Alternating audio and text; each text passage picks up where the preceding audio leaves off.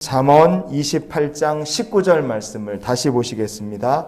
자기의 토지를 경작하는 자는 먹을 것이 많으려니와 방탕을 따르는 자는 궁핍함이 많으리라. 아멘. 부지런히 일을 하는 사람에게 먹을 것이 많은 건 당연한 것이죠. 하지만 자기의 토지를 경작하는 사람이란 것이 영적으로 어떤 의미가 있을까? 우리가 이렇게 한번 생각해 봤으면 좋겠습니다. 먼저 창세기 2장 15절과 16절을 같이 봅니다.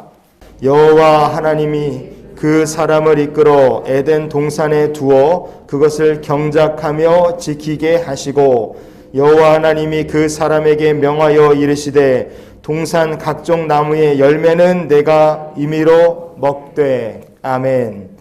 하나님께서 아담에게 에덴 동산을 경작하고 지키라 그렇게 명령하셨어요.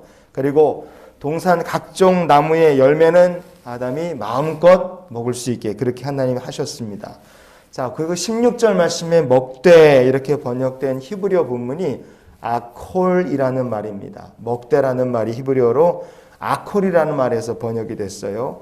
이 아콜이란 말은 두 가지 뜻이 있습니다. 하나는 뭐냐면 먹는다 이런 뜻이 있고요. 또 하나는 뭐냐면 집어삼킨다, 잡아먹는다 그런 뜻이 이 말에 같이 또 담겨 있습니다.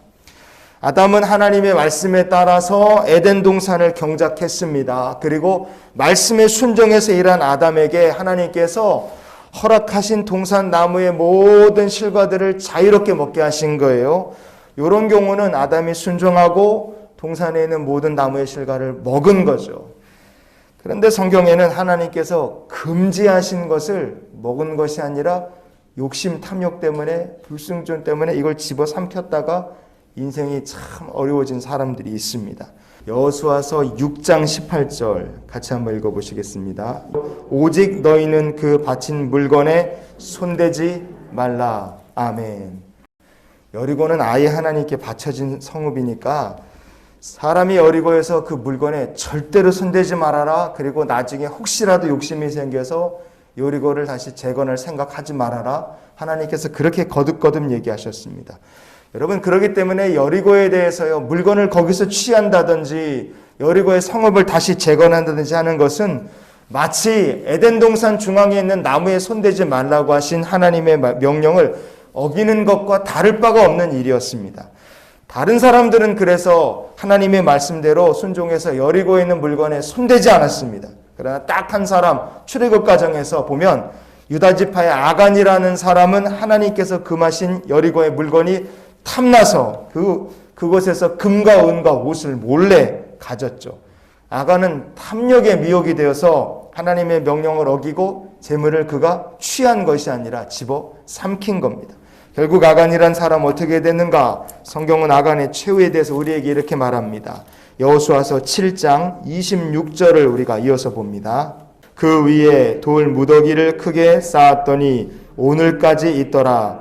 여호와께서 그의 맹렬한 진노를 그치시니 그러므로 그곳 이름을 오늘까지 아골 골짜기라 부르더라. 아멘. 아골 골짜기란 게 괴로움의 골짜기 이런 뜻입니다. 왜 아간은 고통스럽고 비참하게 괴로움을 당하며 아골 골짜기에서 죽어야 했는가? 그가 하나님께서 손대지 말아라, 먹지 말아라 하신 것들을 집어 삼켰기 때문에 그렇습니다. 창세기 2장 아까 읽었던 말씀에서 먹되 이렇게 번역됐던 히브리어 본문이 아골 그랬죠. 여호수아 7장에서 아간이란 사람이 묻힌 아골 골짜기 두 개가 발음이 거의 똑같습니다. 어떤 의미일까요? 우리가 말씀에 순종하고 살면 에덴 동산에서 하나님께서 주신 실과를 먹는 것처럼 복된 삶을 누리는 인생이 될 줄 믿습니다.